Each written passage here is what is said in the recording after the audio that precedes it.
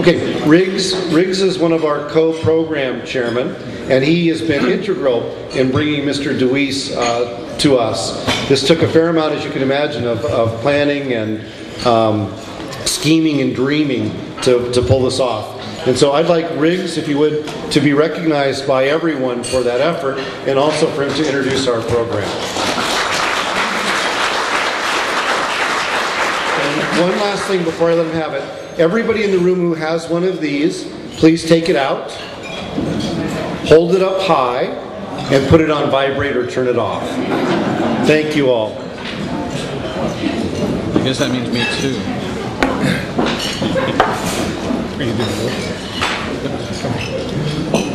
Welcome, everybody. It is indeed a great pleasure to introduce Mr. Tom DeWeese, our speaker today.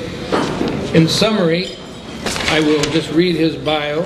He is one of the nation's leading advocates of individual liberty, free enterprise, property rights, personal privacy, back to basics education, and American sovereignty and independence. He's a native of Ohio. He's been a candidate for the Ohio legislature. He has served as editor of 2 newspapers and has owned several businesses since the age of 23. In 1989, Tom led the only privately funded election observation team to the Panamanian elections. In 2006, Tom was invited to Cambridge University to debate the issue of the United Nations before the Cambridge Union, which is a 200-year-old debating society. Today he serves as founder and president of the American Policy Center and editor of the DeWeese Report. For 40 years, Tom DeWeese has been a businessman, grassroots activist, writer, and publisher. As such, he has always advocated a firm belief in man's need to keep moving ahead while protecting our constitutionally guaranteed rights. Please give Mr. Tom DeWeese a hand and welcome him to our club.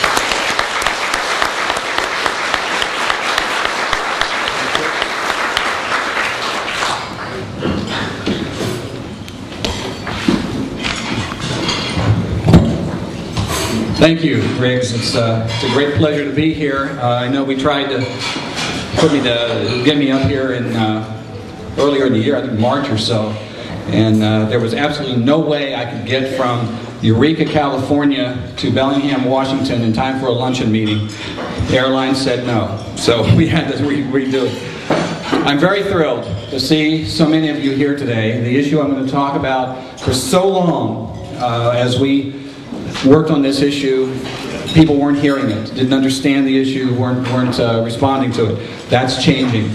I'm also very honored that the elected officials that are here today and the government people who are here, it has been my experience in the past, in some of the places I've gone to, as soon as I got up to speak, they all bolted for the door. So I'm glad you're still in your seats. Appreciate that. And that's probably because the official word is out about me. According to several newspaper reports from around the country, I'm only here to spread wild conspiracy theories and rumors to scare you into fearing your benevolent government. Well, guilty as charged. My friends, we all know that something is very wrong in America. Every day, government at all levels grows more out of control, more intrusive into our personal lives, and more of a threat to private property. All in total and flagrant disregard to the expressed will of the electorate. The fact is, Americans have grown to fear our own government. Life's getting harder. There is less optimism about the future. You know, the once prominent phrase, the American dream, seems to have been dropped from our vocabulary. The reason? Well, America is going through what Al Gore called a wrenching transformation of society. What kind of transformation? What has changed? What does this transformation, where does it originate? And how does it directly affect our daily lives? The old structure of what was once the United States of America is being replaced with a new political and economic order that is drastically changing the very underpinnings of our nation. It's being done quietly, behind the scenes, without debates, without votes, and with no official announcement. Yet this new ruling authority has become the official policy of the federal government and every state legislature, and it's moving into every city, town, small burg, and rural area in America. The ruling authority is called Sustainable Development, and its blueprint for transforming human existence is fully outlined in a UN document called Agenda 21. I've had 18 years of experience studying every aspect of sustainable development in Agenda 21, and I have learned that it is an absolute threat to everything Americans hold dear. Here's what I know. There's a new language taking over our government. The typical city council meeting discusses comprehensive development, density, historic preservation, and partnerships between the government and private business. Civic leaders organize community meetings run by facilitators as they outline a vision for the town enforced by consensus. Free trade, social justice, consensus, carbon footprints, partnerships, preservation, stakeholders, land use, environmental protection, development, diversity, visioning, open space, heritage, comprehensive planning, critical thinking, and community service are all part of this new language. I don't know why it's... We got a bad hook. Not really know. We'll switch microphones in a second. Okay. Go ahead. What are they really talking about? Where was this language first developed? The term sustainable development was born on the pages of a United Nations document called Our Common Future, the official report of the 1987 UN World Commission on Environment and Development. Let's just switch it. Okay. I don't know if it'll make any difference, but... We'll see if this works. As a result of this report, for the first time, the use of environmental protection and human development were tied to the age-old socialist goals of international redistribution of wealth. And that is the key to understanding the true purpose of sustainable development and all of its policies, control of all facets of our economy. You may find it interesting that the Department of Ecology in the state of Washington directly cites on its website this very UN report in describing its understanding, the state's understanding of sustainable development. And here's how the UN described Agenda 21 in one of its own publications in 1993 in an article entitled Agenda 21, the Earth Summit Strategy to Save Our Planet. It said, quote, Agenda 21 proposes an array of actions which are intended to be implemented by every person on Earth. It calls for specific changes in the activities of all people. Effective execution of Agenda 21 will require a profound reorientation of all humans unlike anything the world has ever seen. End quote. Have you ever heard a more powerful manifesto issued for the purpose of government? And yet, when you and I point this out and protest against it, we are attacked as fringe radicals. Well, here is the exact course that brought Agenda 21 to America and into your local community. At the top of the infrastructure, pushing sustainable development is the United Nations Environmental Program, the UNEP. But the UNEP doesn't operate on its own. Influencing it are thousands of non-governmental organizations, NGOs. These are private groups which seek to implement a special political agenda. Through the UN infrastructure, particularly through the UNEP, they have great power. And I should point out that a true NGO organization are groups officially sanctioned and certified by the UN to participate in these international efforts. They have a form they have to fill out, an application. It's about that thick. Now, prior to the 1992 UN Earth Summit in Rio, These sanctioned NGO groups spent considerable time writing and creating the document that would be introduced to the world as Agenda 21. At the Earth Summit, nearly every head of state signed agreement to Agenda 21, including President George H.W. Bush. Agenda 21 is not a treaty that has to be ratified by the Senate. Rather, it's what's known as a soft law policy, a guideline that the nation agrees to implement through its own legislative process. And that alone makes it very difficult to follow it from the UN down into your local community. President Bush, in signing the document, committed the U.S. to implement the policies of Agenda 21. Agenda 21 then gained huge momentum when in 1993, President Bill Clinton issued an executive order to create the President's Council on Sustainable Development and made it official U.S. policy. Take a look at who served on the Council, and you will see many of the same NGOs which helped write Agenda 21 in the first place. They include Jonathan Lash of the World Resources Institute, one of the 3 most powerful organizations influencing the UNEP. Also, on the President's Council was John Sawhill of the Nature Conservancy, and Jay Hare of the National Wildlife Federation, and Michelle Perrault, International Vice President of the Sierra Club. All players in the creation of Agenda 21 at the UN, now openly serving on the President's Council with a specific mission of implementing Agenda 21 into American policy. And there's an even more direct connection between Agenda 21 and our federal government. Included at the UNEP table to develop the policy, along with all the NGO groups which helped write it, are these players from the federal government: the Department of State, the Department of Interior, the Department of Agriculture, the Environmental Protection Agency, the National Park Service, the U.S. Forest Service, and the Fish and Wildlife Service. These agencies send representatives to all UNEP meetings. Now, why do they do that? If Agenda 21 is a myth that has no effect on our government. You might remember a great deal of discussion during the Clinton administration about the idea of a reinvention of government. Vice President Al Gore was put in charge of that reinvention, and that should have been our first clue.